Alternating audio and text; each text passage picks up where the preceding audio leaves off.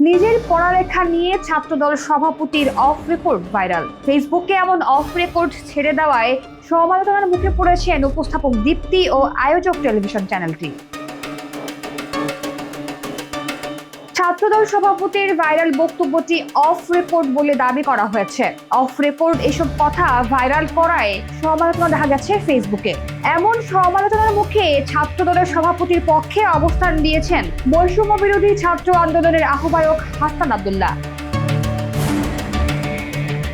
তিনি নিজের verified Facebook পেজে এক স্ট্যাটাসে ছাত্রদল সভাপতির সঙ্গে যা করা হয়েছে তা সাংবাদিকতার নৈতিকতার বাইরে বলে দাবি করেছেন। ওই স্ট্যাটাসে হাসনাত আব্দুল্লাহ লিখেছেন, রেকর্ডিং অনুষ্ঠানের অফ রেকর্ড কথাবার্তা প্রচার করা সাংবাদিকতার নীতিবিরুদ্ধ।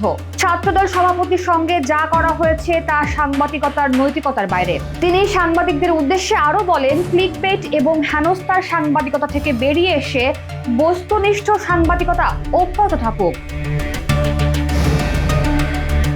ওই ভিডিওতে দেখা যাচ্ছে ছাত্রদল সভাপতিকে ছাত্রত্ব আছে কিনা, পড়ালেখা করছেন কিনা এসব নিয়ে প্রশ্ন তুলেছেন চ্যানেল আয়ের উপস্থাপক দীপ্তি চৌধুরী। ছাত্রদল সভাপতিকে ঠিকমতো বলতে না দিয়ে এটা নিয়ে তাকে প্রশ্নবাণে জর্জরিত করেছেন দীপ্তি।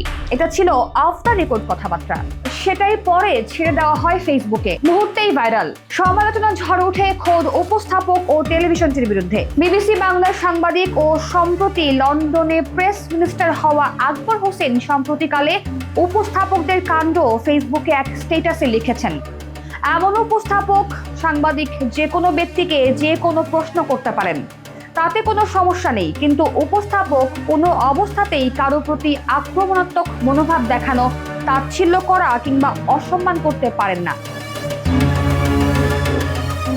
এটা সাংবাদিকতার মৌলিক নীতি। কয়েক বছর আগে বিবিসি হার্টক অনুষ্ঠানে মিয়া খলিফাকে ইন্টারভিউ করা হয়েছিল। প্রশ্ন করার ধরন এবং ভাষায় কোনো অবজ্ঞা, তাচ্ছিল্য প্রকাশ পায়নি। ইউটিউবে সার্চ করে দেখতে পারেন।